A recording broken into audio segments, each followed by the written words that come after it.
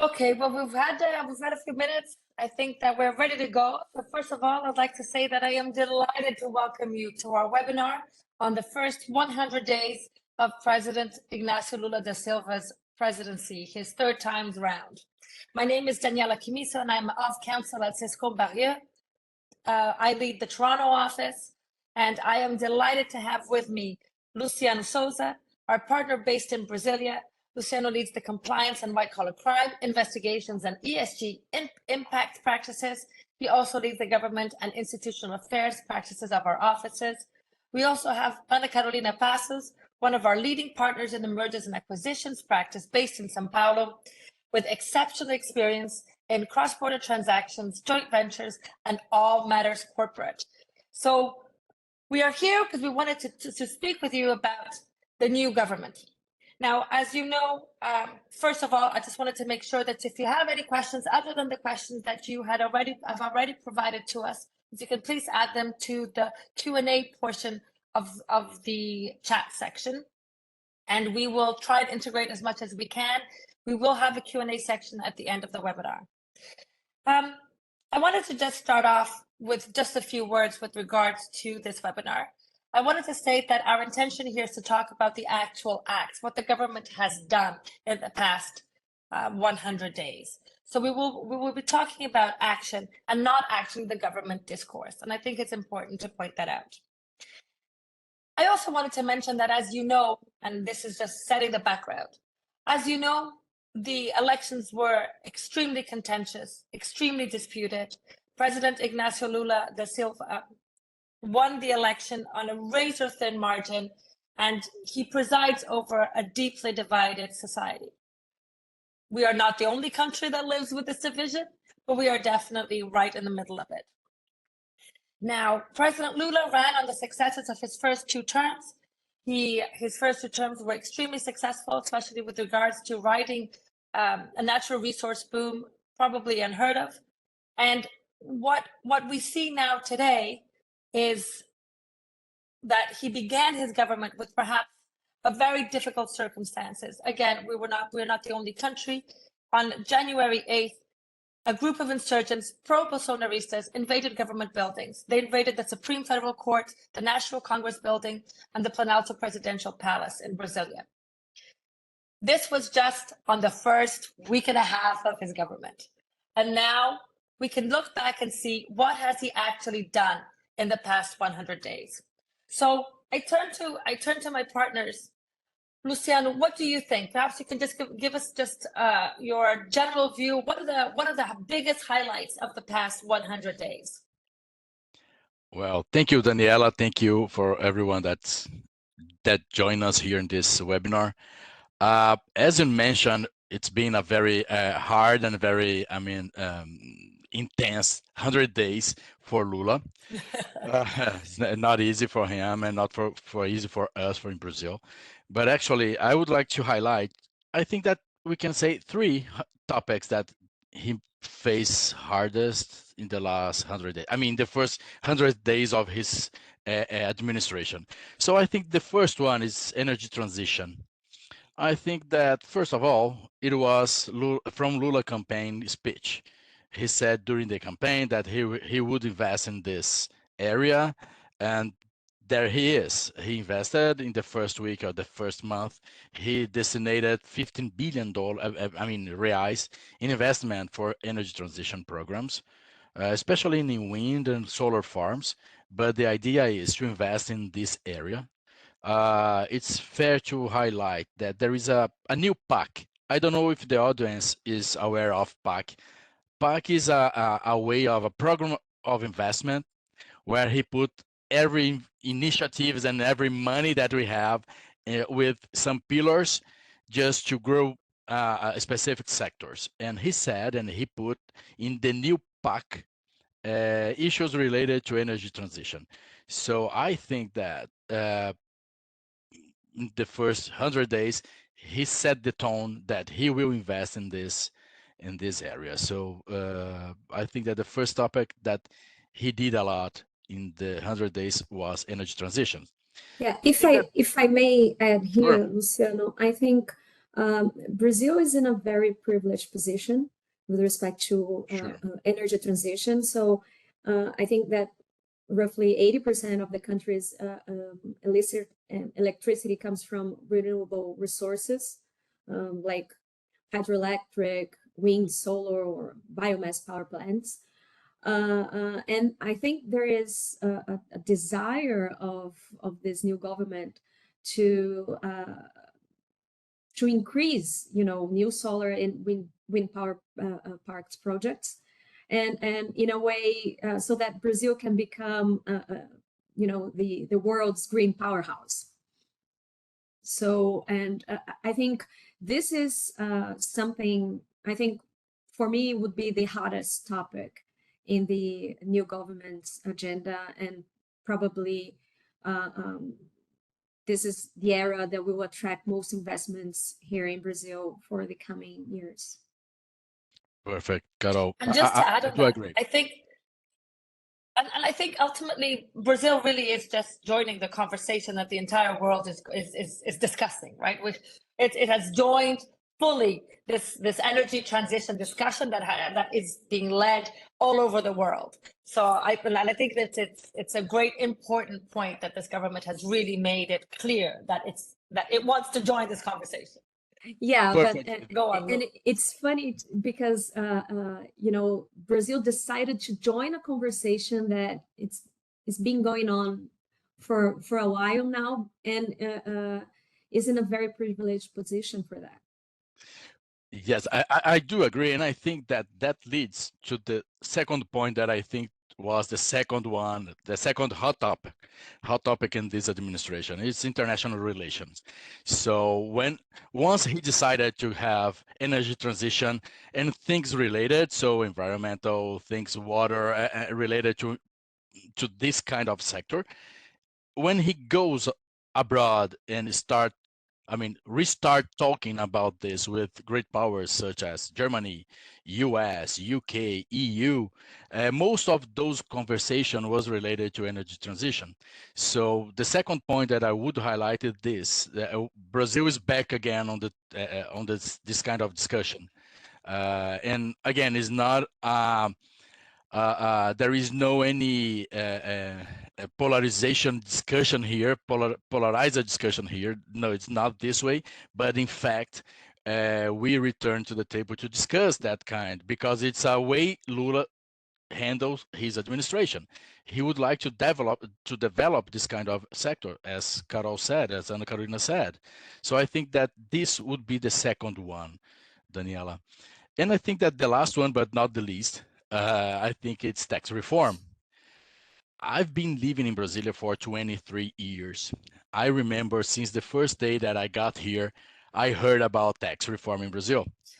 And I think that the only thing that's different now is that we always heard about, oh, now is the timing to have tax reform.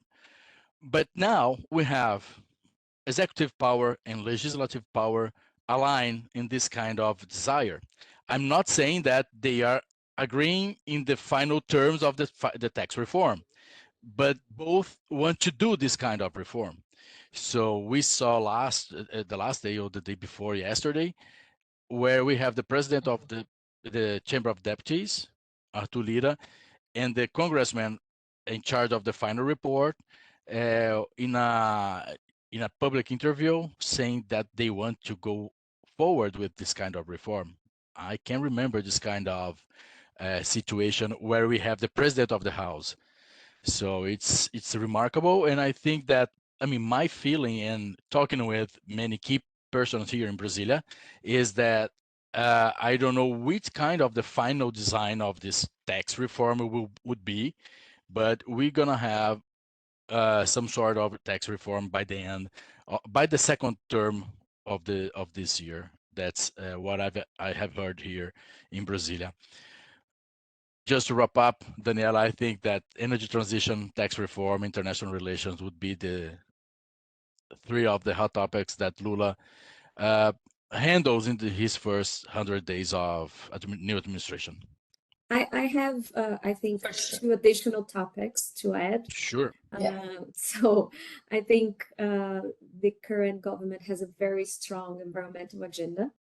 In the first days as president, Lula already issued multiple measures to protect the Amazon, indigenous people, and also linked a little bit with the second topic that Luciano raised, the government Council on International Cooperation and Investments to fund environment protection initiatives, especially in the Amazon. And I think this is a very dear matter and subject to this government. So they have a very strong environmental agenda. As part of this agenda, Lula announced Brazil's commitment to zero deforestation by, I think, 2030. And together with that, massive investments also in energy transition. I think this is the first topic I would add to Luciano's list. And I think the second one would be the end of privatizations.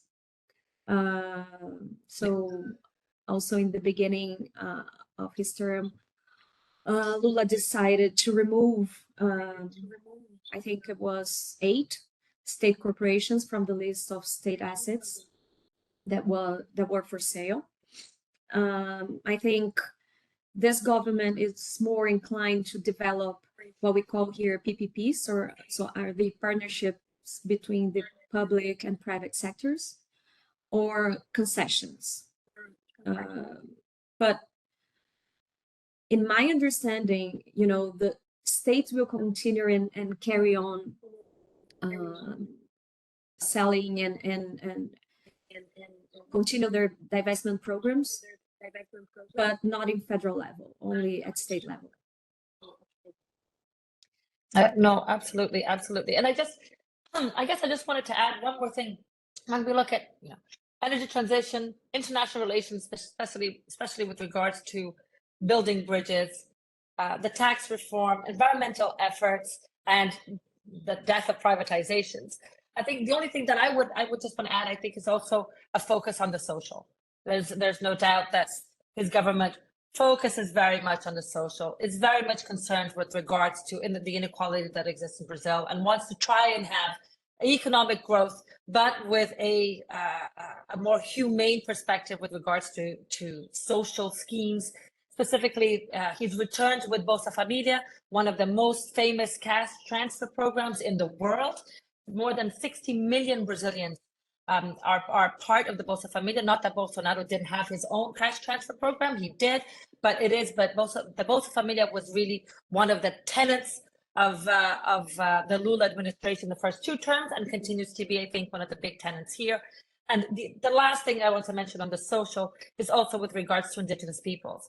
As we know, that the movement with regards to the importance of indigenous peoples and the bringing into the fold of indigenous peoples within decision-making processes is something that is also happening in Brazil. As we saw, there was with the Yanomami, and the government really stepped in to assist with regards to that crisis. So we've talked about the big pictures, we've talked about the big, largest themes, but it's been 100 days and there's been a lot going on. So perhaps we can talk a little bit about what else has been happening with the government. I can get this. I would say, Daniela, I think that you did right when you mentioned the social programs. I would highlight this as well, but also I would like to point out compliance issues. As you may be aware, in the end of the last year, OCDE, contact Brazil and say, hey, we are looking at you, so show me that you can be part of our team. And so, but there is a lot to do to get there. So in the beginning of in the last month of the last year, during the transitional administration, I talked with some key persons in Brazil, and they were talking, oh, maybe we'll put aside this kind of things for a while. But I think that Lula decided to put efforts on this. So we definitely had in the first 100 days just 2 rounds of meetings with OCDED to discuss what we have to do to get there. So we also have new regulations related to compliance programs in Brazil. So the idea is to put back on track our enforcement in anti-corruption issues. So I mean, it's we know that is a sensitive topic for the administration, but the message is we want to put back again and to discuss this kind of issues. And I think it's important to highlight this topic as well. And I think for foreign investments, it's really important, right? Because I think when foreign investors look at Brazil, they see a lot of opportunities, but probably one of the main risks of investing in Brazil is political instability, and also, you know, the corruption, because you never know how things are going to end, or, you know, you don't know how long it's going to take for you to set up a business, or the barriers that you can find while here because of, you know, this kind of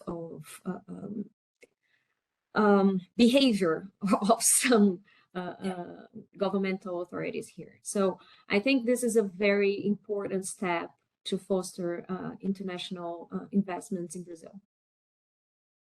Yeah, I mean, I think, and just to add, you know, I think all of us work somehow in compliance and anti-corruption, and it's impossible not to talk about this when we're talking about Brazil, especially with regards to foreign investors and their concern with investing in Brazil. This is obviously always a big concern, and I think it just highlights that the ESG agenda, the environmental social governance agenda, is fully on board with the government, and the government is taking action with regards to this ESG agenda.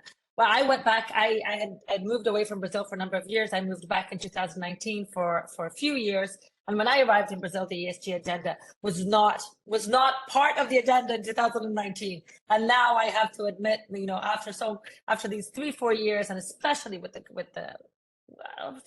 Lula government now in place, we really see this push to join the energy transition discussion, but also to join the ESG discussion as well, and the ESG movement, if we can put it that way. Absolutely, absolutely. I do agree, Daniela, and I can mention one specific topic just to give an example on a concrete case. We are seeing a lot of movement on modern slavery, is a part of ESG under the S. So there's a lot going on in the Ministry of Labor, in the Ministry of Environment. So we are handling a lot of cases on this. So we can see a very, I mean, in terms of concern on this kind of issues. A part of this, we also have Marina as a ministry of environmental things. So she's worried about issues related to environmental, with the forest, with the Amazon, with the deforestation, where our trees are going on. I mean, to trace this kind of problem. So those are things that for foreign investors, we know that they care about this. And I mean, now we can see many movements in this regard. So it's definitely ESG is on the table to discuss. It's a very important issue for foreign investors, and as well we can see some echo in the Brazilian administration. And I think in the first 100 days, we've seen a lot of steps towards this direction, right? You know, lots of measures and decrees and things to try to you know, help protection and, you know, unfreeze the Amazon fund, you know, lots of initiatives by the current government towards this goal. Yeah, no, absolutely. Now let's talk, perhaps we could talk a little bit about the economy and what's been going on in that area, because we have interest rates are at a 6-year high at 13.75%. So where do you think the government has gone with regards to that?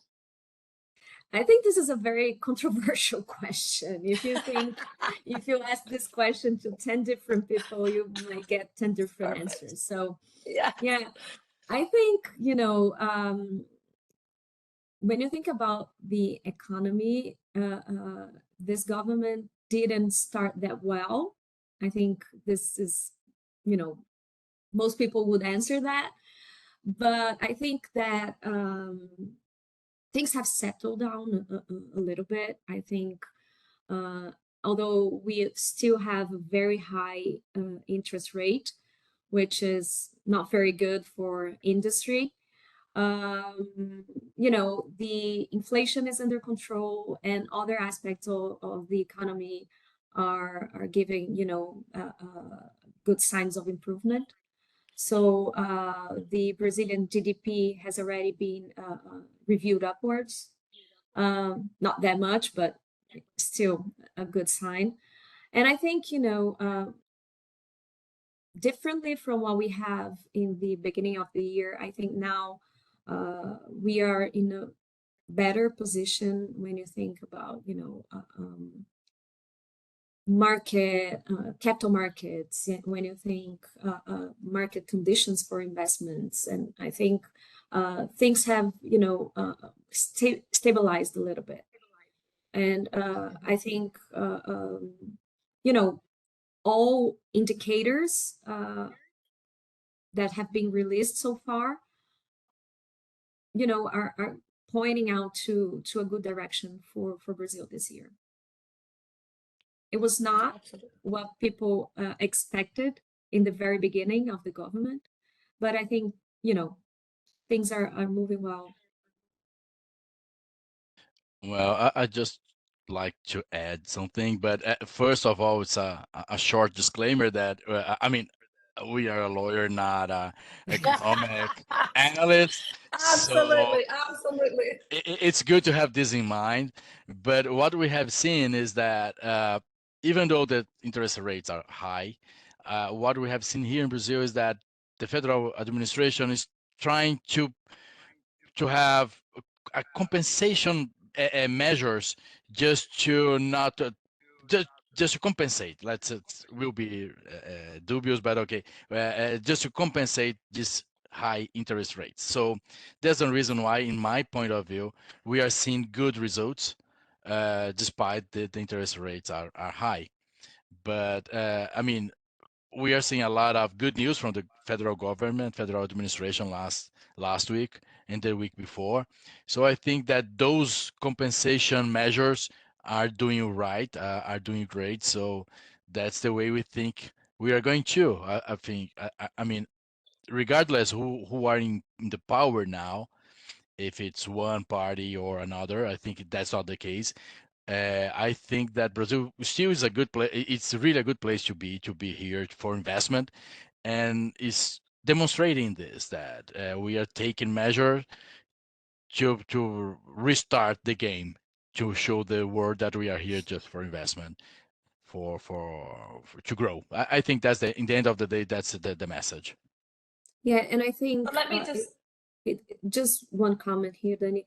It's important to mention that the year started with high number of Chapter 11 filings here in Brazil. So we had an increase, I think, in Q1 of 2023 of 37% of Chapter 11 filings. And large corporations here in Brazil have filed for Chapter 11 protection, like Americanas, Oi, Light. So it also brought some uncertainty to the market in general. But as I said, I think the environment now is much better, and market specialists are optimistic about the Brazilian economy. Thank you. So I just wanted to make sure that all participants, if you have any questions other than the ones that you've already sent us, please put it in the Q&As. I just wanted to go back to energy transition. We're all talking about it. Everyone's talking about it. And I think that there's been some movement in Brazil with regards to carbon and lithium market regulations. I was wondering whether you could please let us know some of your thoughts on that. Yeah, okay, I think with regards to lithium, so Brazil has eased export rules for lithium to, I think, in an attempt to capitalize on the increasing global demand for lithium. So I think Brazil is taking a more investor-friendly approach in this area. So I think it was by the end of 2022, the Ministry of Mines and Energy announced it will allow unrestricted foreign trade of lithium minerals and ores and derivatives. So I think,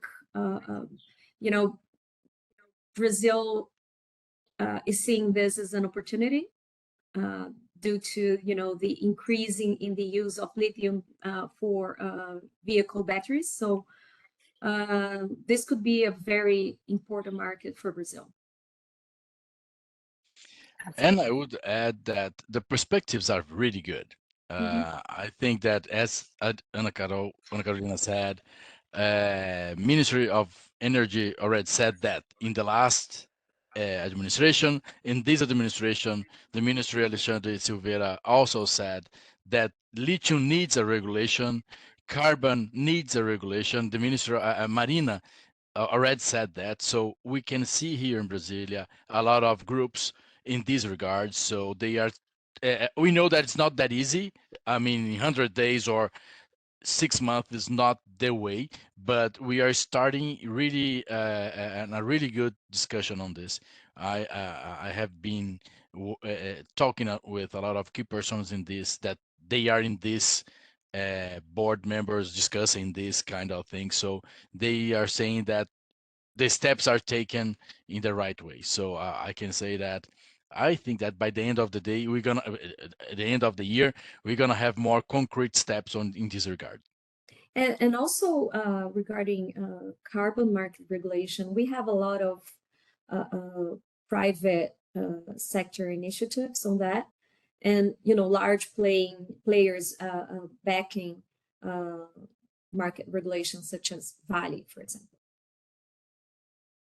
No, absolutely. And of course, when we talk about the energy transition, we got to talk about the elephant in the room, Petrobras. It's impossible not to talk about Petrobras when we talk about the energy transition.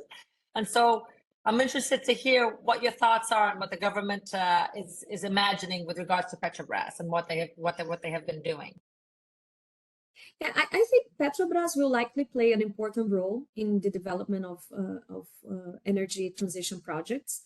They have already created a new business area inside the company, an energy transition area, and also announced that they are interested in the acquisition of renewable projects. So, as a state-controlled company, and if you look at all movements and all announcements of this government towards energy transition, Petrobras will obviously have an important role here as well.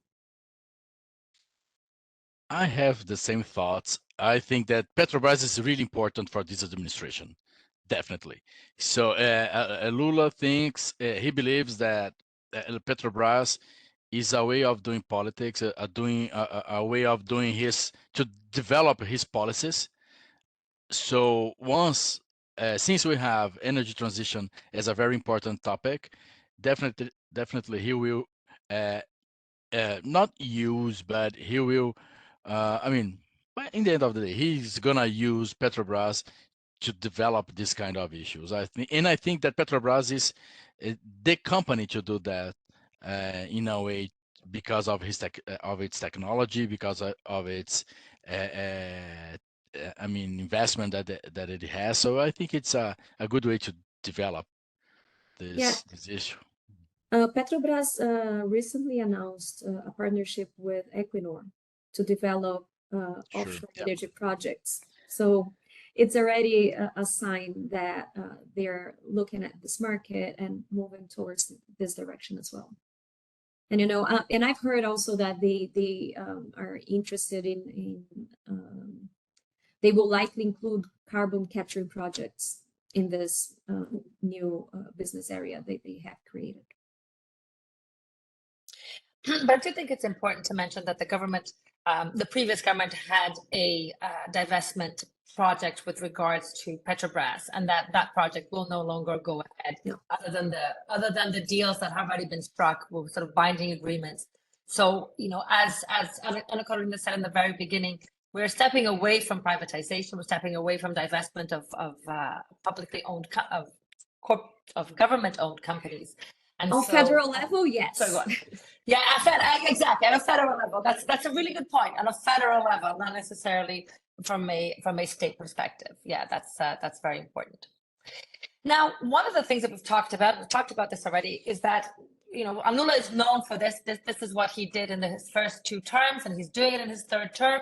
He has he sees himself as having a very important role in the international stage. He has spent time in the first 100 days building bridges with other countries. And of course, our largest trading partner is China.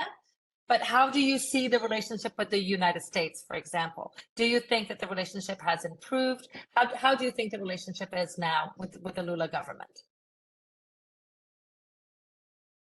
Well, I can get that.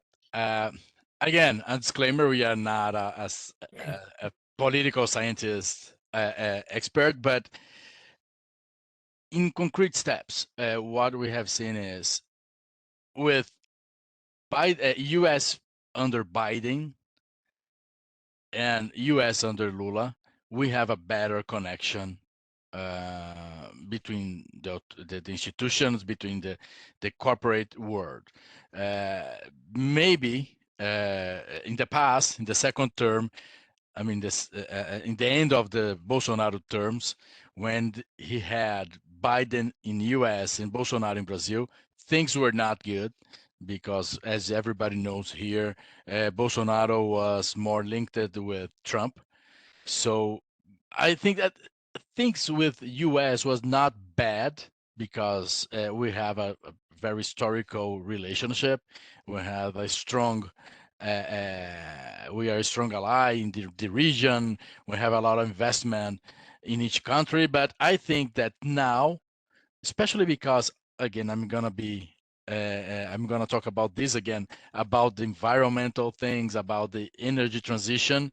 I think this is a hot topic for Biden as well. So I think this lead the conversation more comfortable for the Brazilian staff under Lula administration.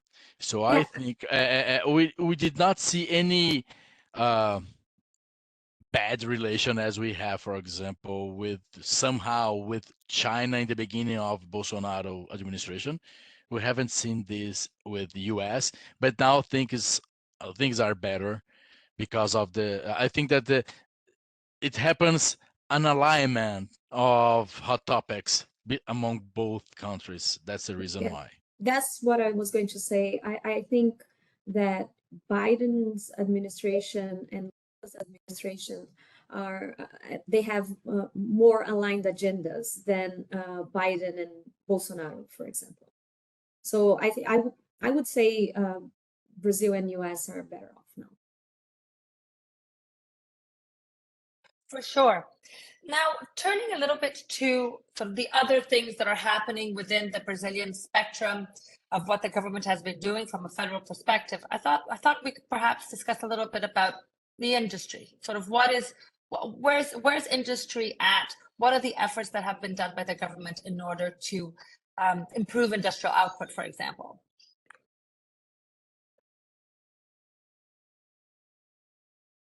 Yeah, I think one important thing with respect to industry is the high interest rate. So this is not something, the current government has been trying, has been putting a lot of pressure to have the interest rate go down. But so far, there is an expectation that it will start to go down probably in August. But this affects largely the industry sector here in Brazil.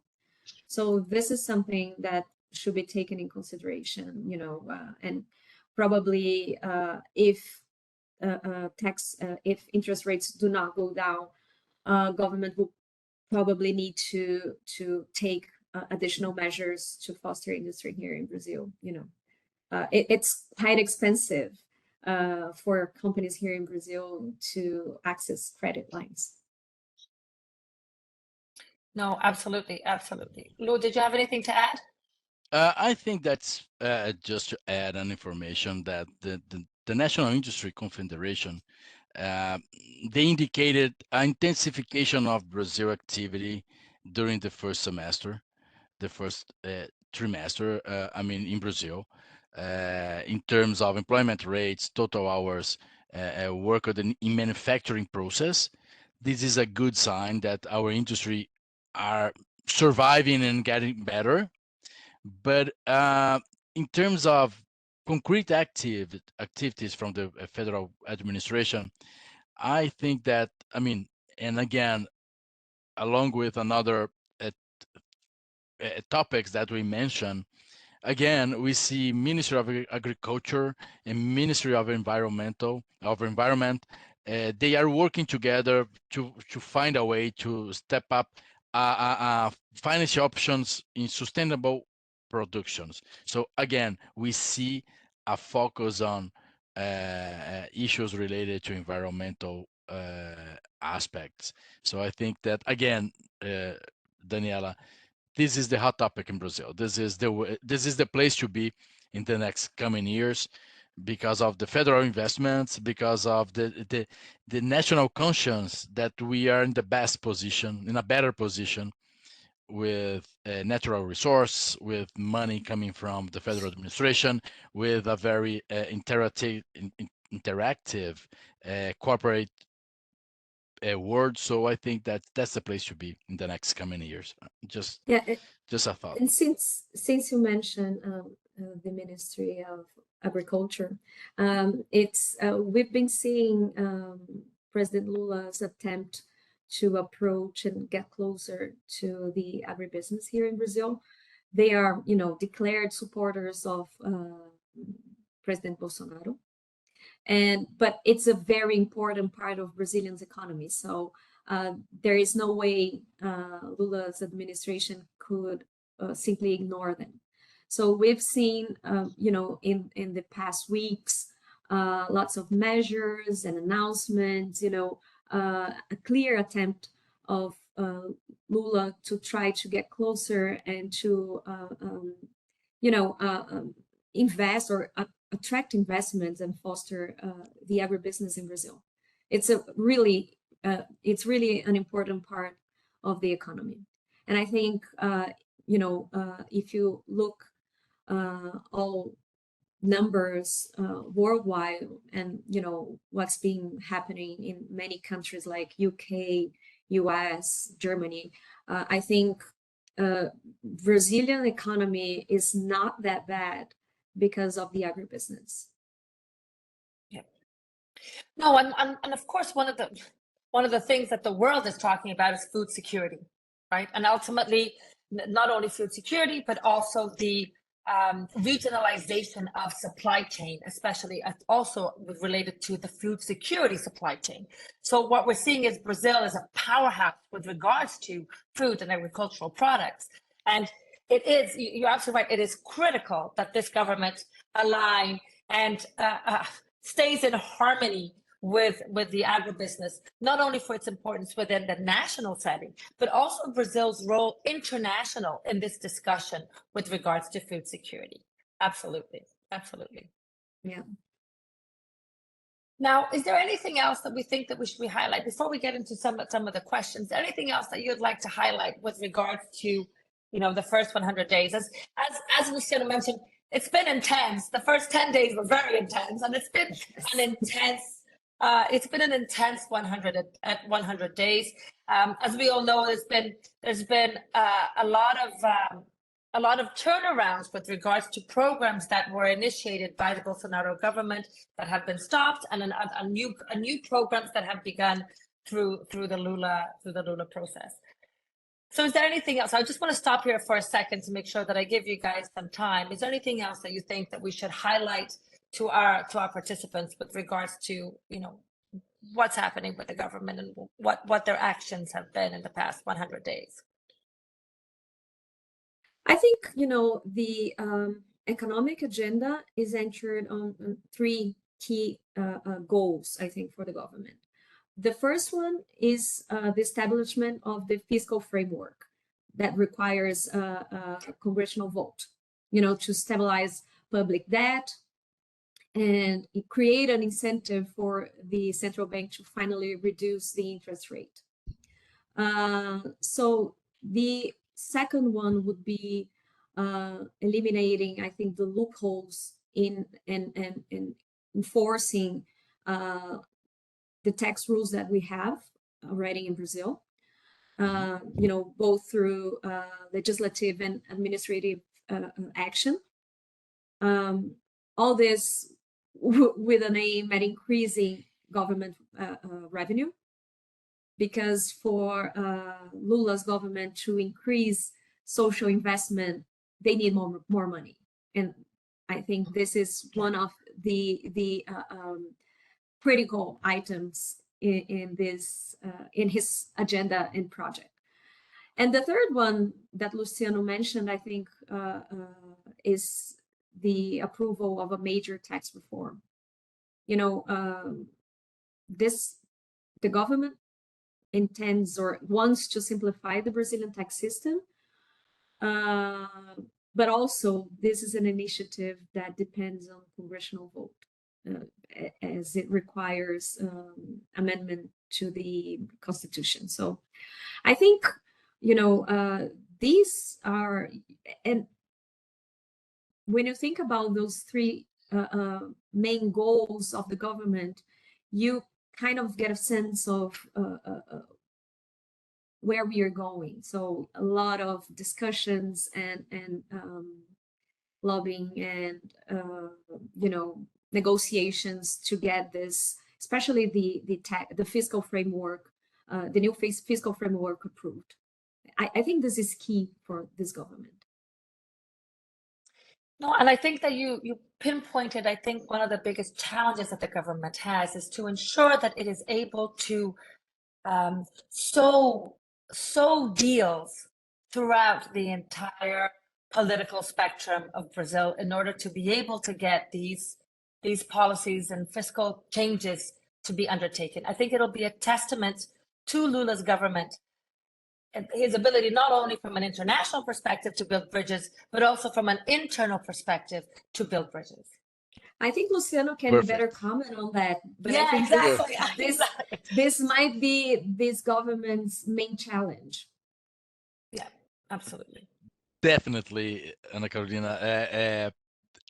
I mean, all these points that you mentioned leads to one single house, National Congress. I think the ability of the federal administration, the executive power to talk, to negotiate with the National Congress. And as you may be aware, our audience, we have bicameral institutions. So we have the Chamber of Deputies and Senators, the Senate. In the Senate, Lula is strong. He has the majority, but it's not the same when we are talking about the Chamber of Deputies. So there is where he has to spend his power to negotiate, to do politics. And regardless, his power abroad, because he's the guy, as Obama said before. He thinks he's the guy abroad. He has to be the guy inside. He has to be the guy to negotiate that.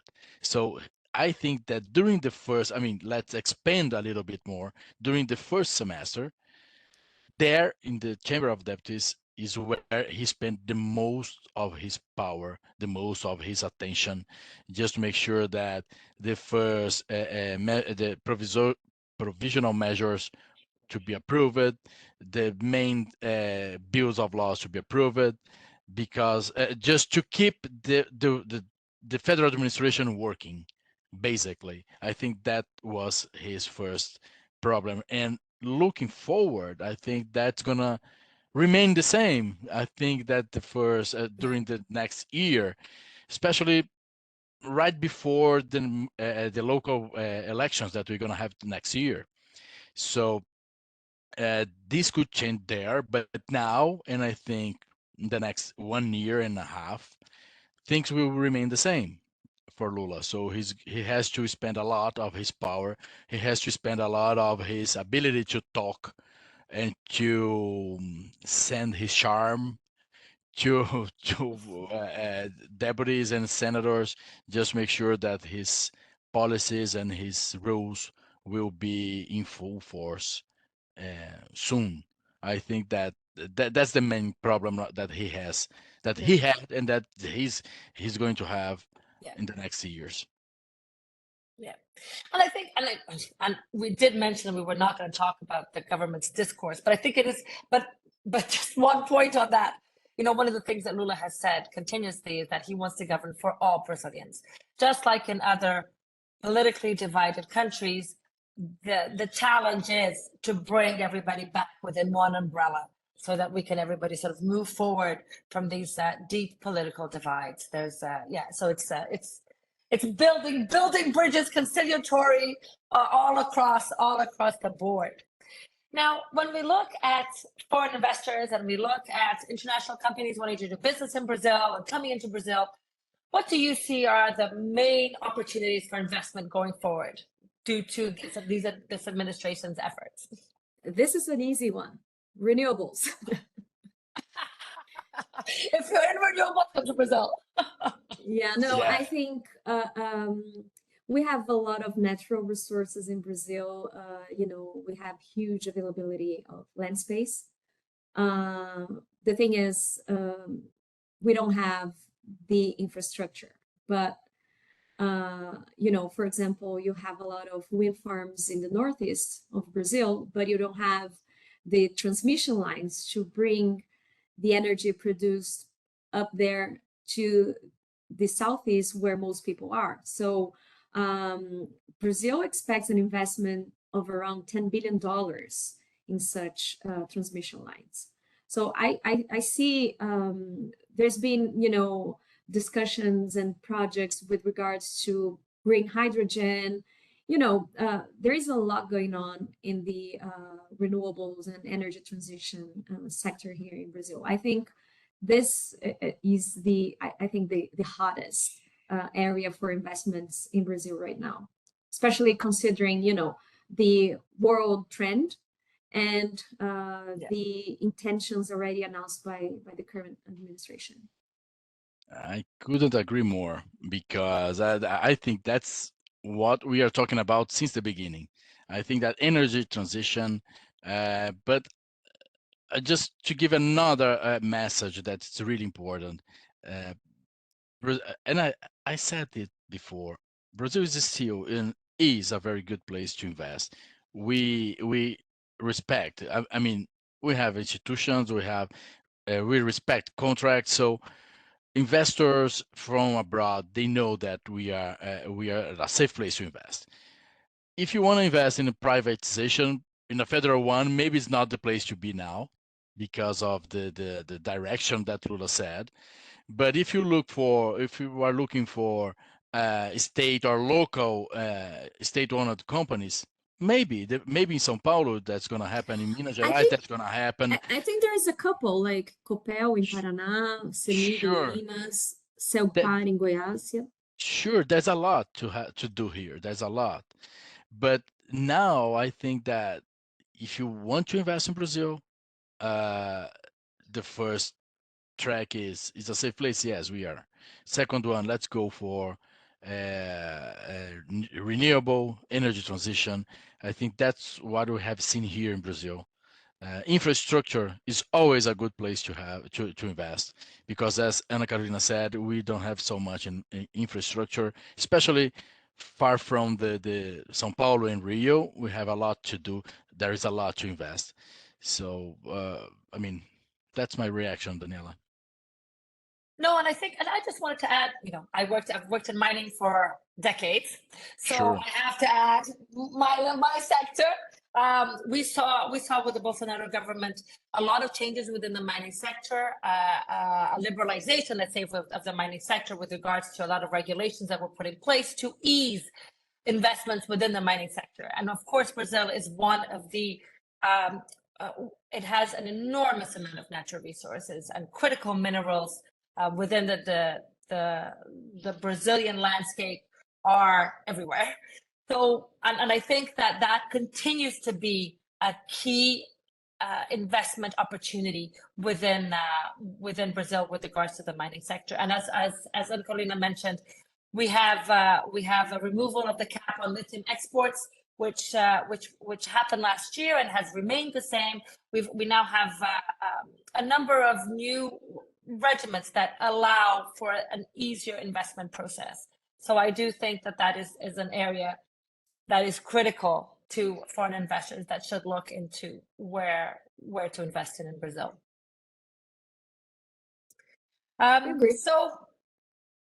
So that's good. So now we've got the energy transition, we've got mining, we've got infrastructure, we've got state-owned entities. But I think, of course, one of the most important things that foreign investors are always worried about is what are the risks? What continue to be the main risks for investors in Brazil with this government? I think political instability and the ability of this government to pass bills in the Congress. I think these are the main risks. It doesn't. It's not enough for the government to announce measures and intentions. In some cases, it will require Congress approval and support. So I think this is the main challenge, and this would be, I think, the main risks for foreign investors, the political instability. I mean, I do agree that political stability is a challenge, but I also would like to separate things, because even though political stability is not new, it always happens. And regardless this political instability that sometimes we have federal policy in Chamber of Deputies or House and whatever, thing like this, it happens everywhere. But in the other side, we have the legal framework, the corporate world working, the private sector working. So I mean, I know that it is a challenge, of course, because depending on the case, could lead us in a mess, in a chaos. But I do believe that this kind of political instability could, I mean, it's important for investors to keep an eye on it. But I'm sure that most of investors knows that it happens here, knows that the limits of this. So I would not say it's a very high barrier to come in. But it's very important, as Carol said, to keep an eye on it. It's one of the challenges of this new federal administration, especially because we are very polarized. There is a third turn of the election that some people would like to run. So impeachment is always on the news, things like this. But we know that, and the congressmen already said that they don't want to go again in this kind of trip. It's very hard for the country. It's very hard for the business. So I can see, at least for a while, an environment for this. And maybe we know how politics are. They usually said more than they can. But in the end of the day, I think that the private sector are consolidated. The judiciary are strong enough, and legislative and federal power, executive power, are strong enough to lead us to a safe place.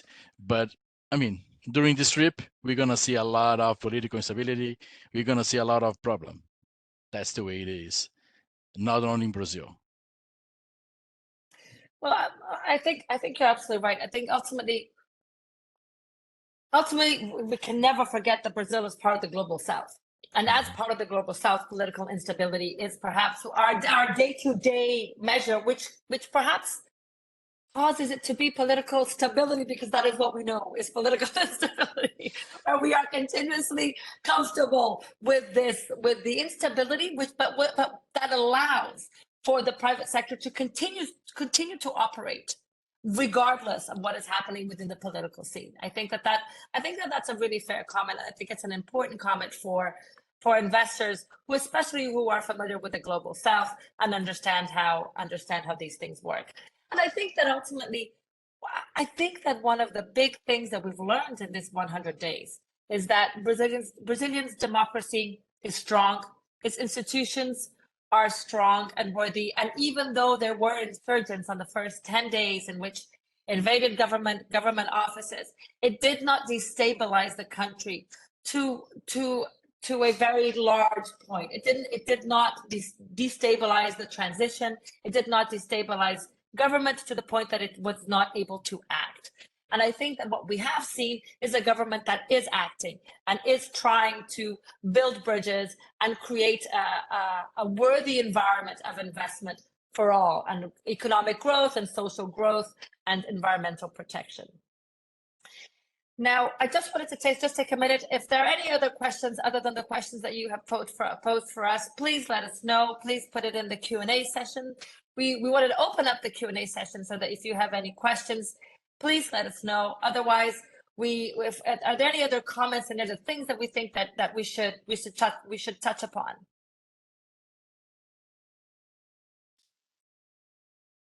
I think we've covered it all. Yeah, well, I think we have covered it all, because as I said, I think that there's a lot yet to come. I think we're seeing a really big, and I think Brazil just reflects a global moment, right, in which humanity faces the climate crisis, faces inequality as one of its major issues, and of course the energy transition that everybody is talking about and that everybody is on the bandwagon. And so I think Brazil is just part of that conversation and a leader in that conversation with regards to many of those factors. Yep. Yeah, I think Brazil will continue to have a very important role in these conversations. Yeah. A leading role in some of them. Yeah, no, absolutely. Now, are there any questions from our participants? I just want to make sure that our host, if I'm not seeing anyone, any other questions?